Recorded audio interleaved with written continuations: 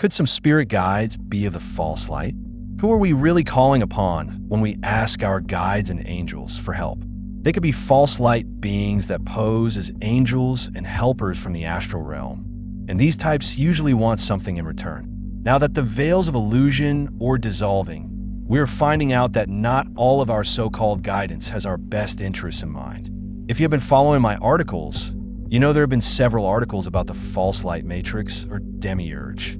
In these articles, I have explained that there are beings posing as archangels, guides, and lords of the light. Very clever confusion has been inserted with the new age term spirit guides. Many people have given their power over to paying homage to beings of light that may or may not be of a benevolent nature. Even Lucifer is a bringer of light. Do you want Lucifer to be your guide? The real question becomes, why are we giving our power away to someone outside of ourselves? It seems that the beings caught in the astral realm will do anything to feed off of our energy, including bringing messages forth that seem like they're full of love and light and have our best interests in mind. Most of these deception tactics will include mostly spiritual truths to hook you, and then will include the one thing that drains your energy right out. Many times these beings will pose as spirit guides that claim to be helping you along your journey up the ladder of spiritual growth. Examples include suggesting a particular spiritual practice that will allow them to tie into your energy, asking that you meditate on their image in your third eye, or leading you to pray to them for help. These tactics are very similar to the religious doctrines. Other tricks include ongoing false hope that may include giving specific dates for a great transformation or the event. If they're tied into your chakra system, they can very easily implant visions that you would defend because, after all, it came from your own third eye. This constantly causes disappointment, which can lead to negative energy and depression. Another example is that they may lead you to live in a certain place that is not good for your energy with the guise of having a job to do, which brings confusion as your vibration continues to decline.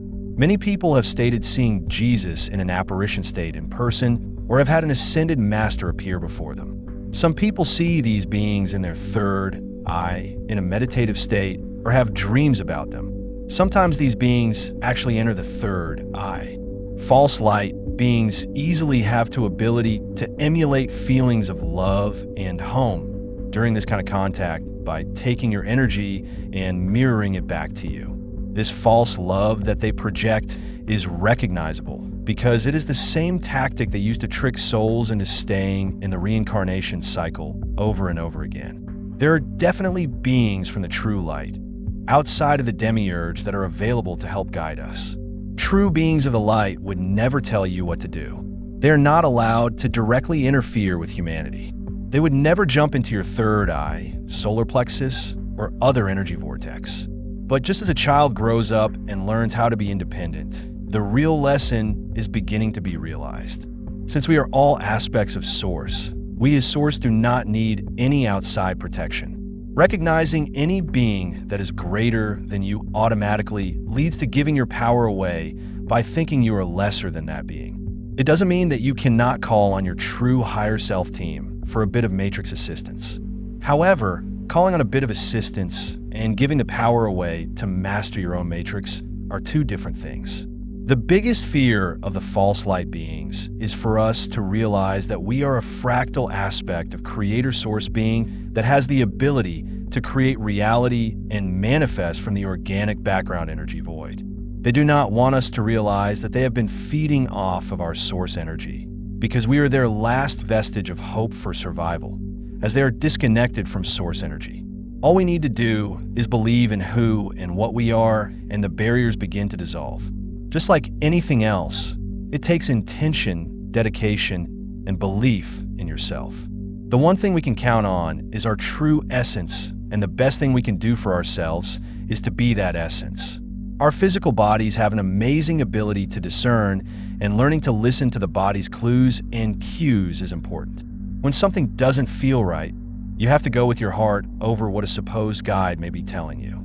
You can also do a changing of the guard revocation, demanding that any beings that are not in your highest and best good for the level you are at now leave your energy field. Continue to cut all cords that are tied to you that are not in your highest and best interest. If you like the content of the channel, subscribe to it and leave a like. Please share this important message with others whom you think it will help them on their spiritual journey.